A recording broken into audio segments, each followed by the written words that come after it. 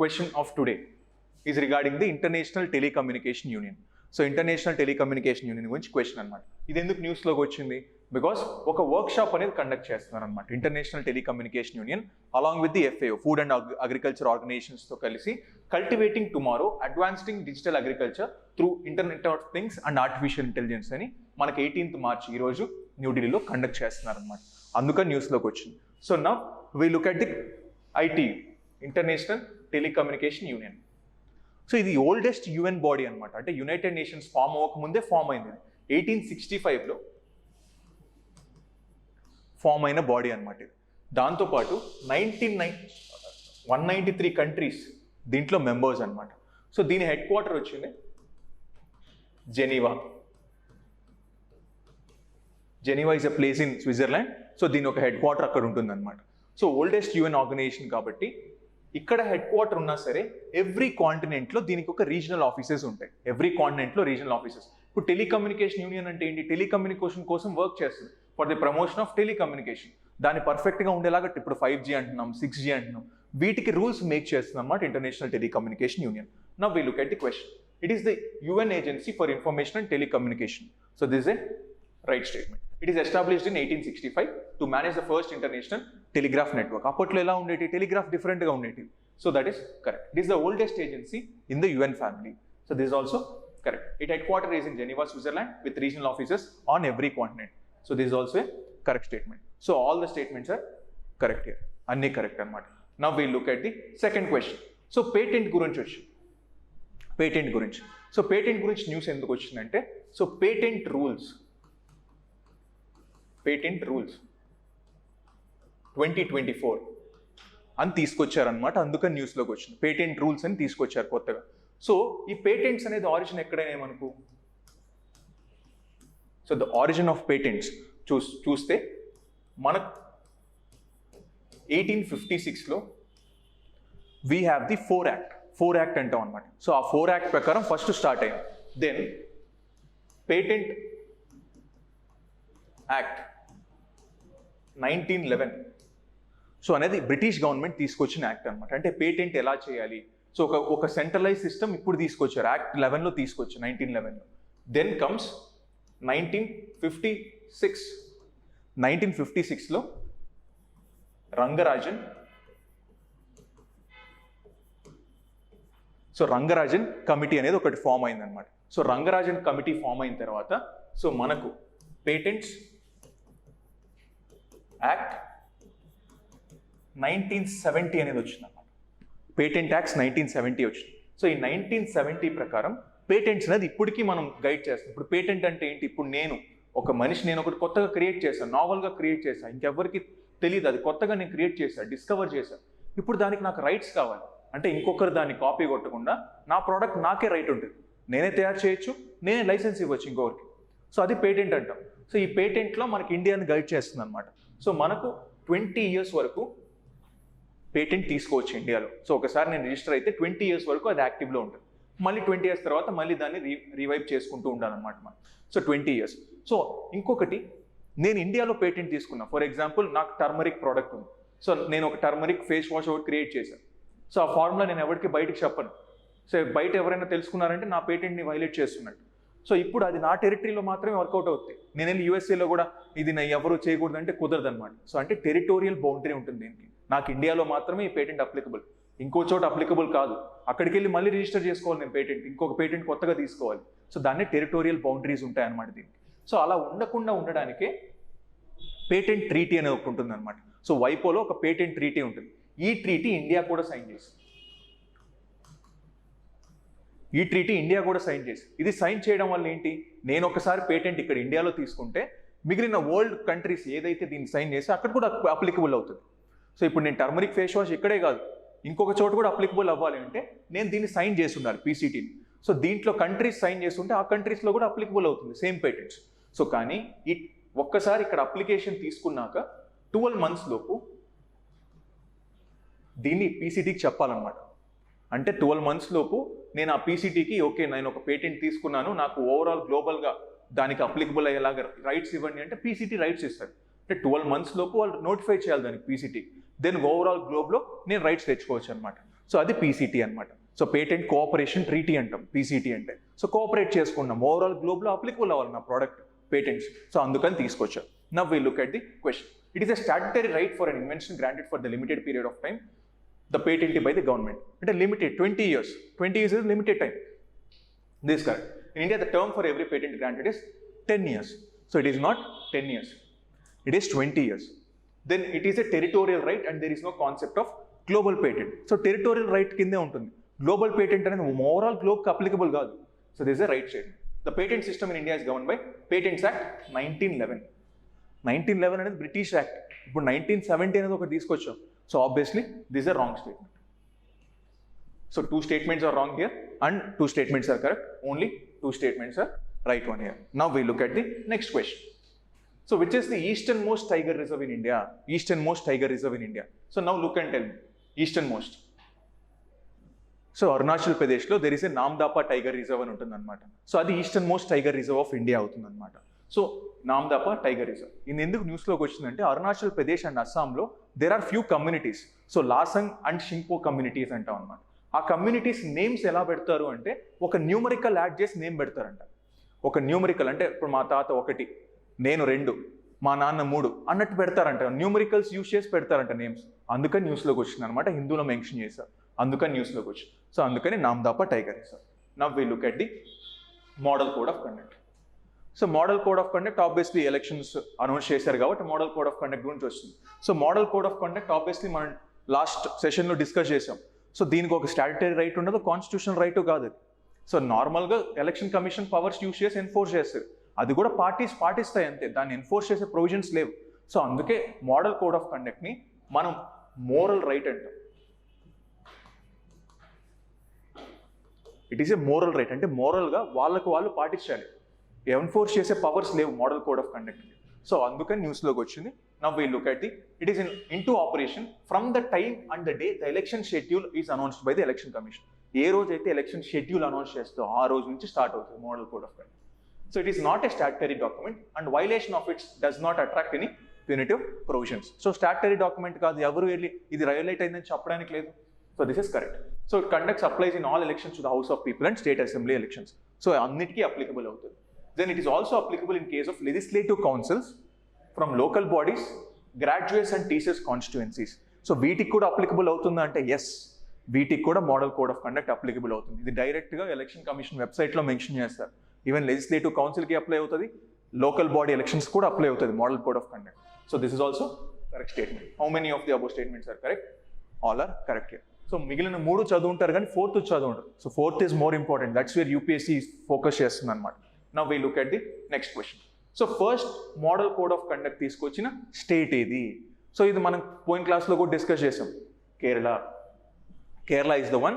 1960 ఎలక్షన్లోనే కేరళ తీసుకొచ్చింది. దెన్ 1962 ఎలక్షన్లో ఓవరాల్ లోక్సభలో తీసుకొచ్చారనమాట. First Kerala is the creator for giving the model code of conduct. So now we look at the next question. Chief election commissioner and other election commissioners act 2023. ఇది ఎందుకు న్యూస్లోకి వచ్చింది? Again they have been elected as the new election commissioners. So వీళ్ళిద్దరు Gyanesh Kumar and Sukhbir Singh Sandhu. So ఇద్దరు elect అయ్యారనమాట new election కమిషనర్స్గా. So ఇంతకుముందు వరకు ఒక ప్రొసీజర్ ఉండేది. అనూప్ బనర్వాల్ కేసు వచ్చిన తర్వాత కొత్త ప్రొసీజర్ క్రియేట్ అయిందనమాట. ఇంతకుముందు సెంట్రల్ గవర్నమెంట్ చేతిలో ఉండేది, ఎవరిని కావాలంటే వాళ్ళని ఎలక్ట్ చేయొచ్చు. ఒక క్వాలిఫికేషన్ అనేది ఉండేది కాదు ఎలక్షన్ కమిషనర్. ఇప్పుడు ఇది ఒక యాక్ట్ తీసుకొచ్చి కంపల్సరీ కొన్ని క్వాలిఫికేషన్స్ తీసుకొచ్చారు. ఏంటి? వీళ్ళు ఖచ్చితంగా సెక్రటరీ లెవెల్ అయి ఉండాలి. సెక్రటరీ లెవెల్ అయి ఉంటేనే వీళ్ళని తీసుకుంటారు. దాంతోపాటు వీళ్ళకి లిమిట్ ఉంది, 6 years ఆర్ 65 years అని. అంతవరకే వాళ్ళు ఉండగలరు ఎలక్షన్ కమిషనర్గా, చీఫ్ ఎలక్షన్ కమిషనర్గా. దాంతోపాటు సర్చ్ కమిటీ అని ఉంటుంది. Search committee. So search committee ఏం చెప్తుందంటే 5 నేమ్స్ ఇస్తుంది అనమాట. 5 members యొక్క నేమ్ ఇస్తుంది. ఆ నేమ్ వచ్చిందే 5 members యొక్క నేమ్ వచ్చిందే సెలక్షన్ కమిటీకి పంపిస్తుంది. ఆ సెలక్షన్ కమిటీలో మనకు ప్రైమ్ మినిస్టర్ ఉన్నారు, leader of opposition in Lok Sabha ఉన్నారు, దాంతోపాటు క్యాబినెట్ మినిస్టర్ ఇంకొక ఆయన ఉన్నారు. దెన్ ఈ సెలక్షన్ కమిటీ చివరికి ప్రెసిడెంట్కి పంపిస్తుంది. Then president will take the decision. So ఇలా ఒక ప్రాసెస్ అనేది క్రియేట్ చేశారు. ఫస్ట్ సర్చ్ చేస్తారు సో ఈ ర్యాంక్ ఈక్వలెంట్ టు సెక్రటరీ ఎవరెవరు ఉన్నారు 5 మెంబర్స్ని ఫస్ట్ తీసుకుంటారు, మళ్ళీ సెలక్షన్ కమిటీకి వెళ్తుంది. సెలక్షన్ కమిటీ ఆ 5 మెంబర్స్ నుంచి బెస్ట్ సెలెక్ట్ చేస్తుంది, ప్రెసిడెంట్కి పంపిస్తుంది, ప్రెసిడెంట్ చివరికి సెలెక్ట్ చేసుకుంటారు అనమాట. అది ప్రొసీజర్ అనేది ఈ యాక్ట్ ప్రకారం తీసుకొచ్చారు. Now we look at the questions. So the Chief Election Commissioner and other election commissioner are appointed by the President on the recommendation of selection committee headed by the Prime Minister. Obviously, Prime Minister head ఉంటారు అనమాట. So only persons who are holding or held a post equivalent to the rank of the Secretary to the Government of India are eligible for the appointment as Chief Election Commissioners and other election commissioners. Obviously, ఖచ్చితంగా secretary లెవెల్లోనే ఉండాలి, వాళ్ళు hold చేసి ఉంటేనే తీసుకుంటాం. How many of the above statements are correct? Both are correct here. Now we look at the next question. HbA1c test. HbA1c test ఇది న్యూస్లోకి ఎందుకు వచ్చిందంటే 30 years కన్నా పైబడిన వాళ్ళకి ఈ HbA1c టెస్ట్ కంపల్సరీ చేయాలని Indian council of medical research guidelines ఇచ్చిందనమాట. 30 years పైన ఉన్న వాళ్ళకి డయాబెటీస్ ఎక్కువైపోతుంది కాబట్టి ఫస్ట్ టెస్ట్ చేసుకుంటారనమాట డయాబెటీస్ ఎలా ఉంటుందని చెప్పి. సో హెచ్బిలో హెచ్ అంటే ఏంటి? హెచ్బి అంటే హిమోగ్లోబిన్. హెచ్బి అంటే హిమోగ్లోబిన్.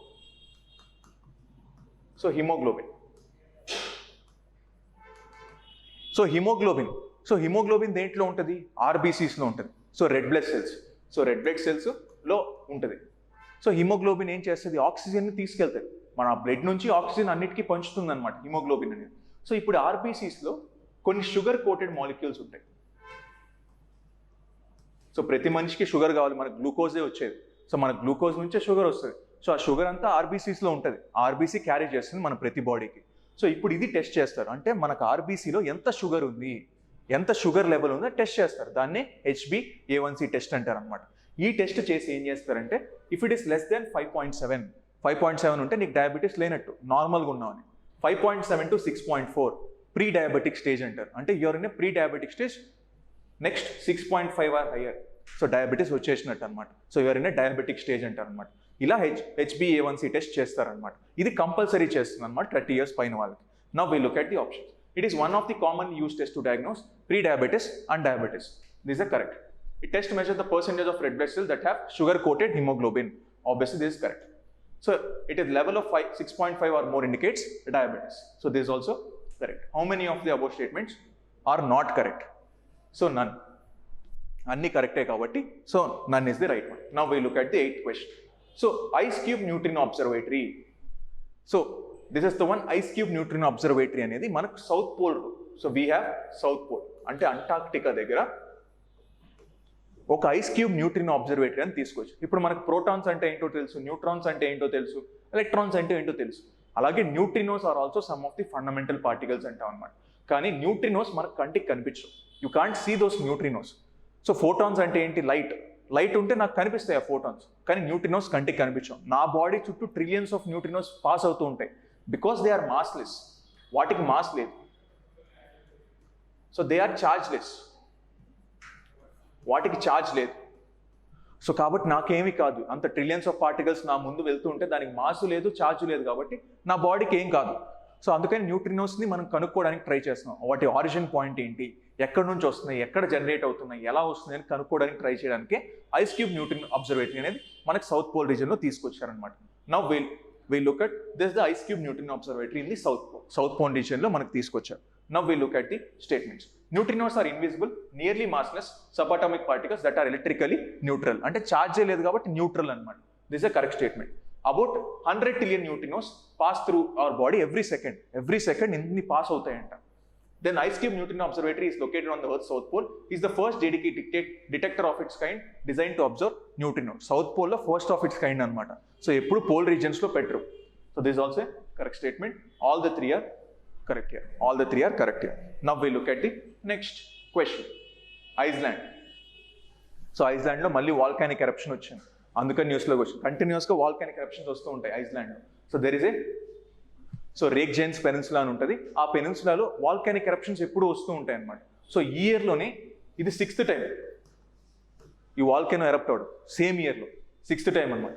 ఎందుకు ఐస్లాండ్లో మనకు వాల్కెనోస్ వస్తాయంటే because so American plate and Eurasian plate, so 2 plates diverge అవుతున్నాయి, అంటే 2 ఒకటికొకటి దూరంగా వెళ్ళిపోతున్నాయి అనమాట. అందుకు కింద నుంచి వాల్కానిక్ ప్లూమ్స్ ఈజీగా బయటికి రాగలవు అనమాట. ఐస్లాండ్ ఆ ప్లేస్లో ఉంది. ఇవి రెండు వెళ్ళిపోతూ ఉంటే కింద నుంచి ప్లూమ్స్ బయటకు వచ్చే ప్లేస్లో ఉందన్నమాట. అందుకని ఐస్లాండ్ కంటిన్యూస్గా మనకు ఎక్కువగా వస్తుంది. So it is present in the mid Atlantic ridge ప్లేస్లో ఉందన్నమాట. Where divergence is the major phenomena. అంటే రెండు ప్లేట్స్ దూరంగా మూవ్ అయిపోతాయి. సో అప్పుడు కింద ఉన్న మ్యాగ్మా ఈజీగా బయటకు వచ్చేయగలదు అనమాట. సో అటువంటి ప్లేస్లో ఉంది కాబట్టి ఐస్లాండ్లో ఎక్కువ వాల్కనోస్ అనేది వస్తాయి అనమాట. Now we look at the question. It is one of the most active volcanic regions on the earth. So it is located on the mid-oceanic ridge and above a mantle plume makes it very active volcano in the world. So mid-oceanic ridge, mid-Atlantic ridge position lo undi kabatti this is the active thing. So both the statements are correct here. Next, we look at the last question. Chausath Khamba. So Chausath Khamba. So you see this is Chausath Khamba. Chausath ante 64. Simple ga cheppalante Chausath ante 64. ఖాంబా అంటే ఒక single marble, అంటే monolithic మార్బుల్తో తయారు చేసిన వాటిని ఖాంబా అంటారు అనమాట. So 64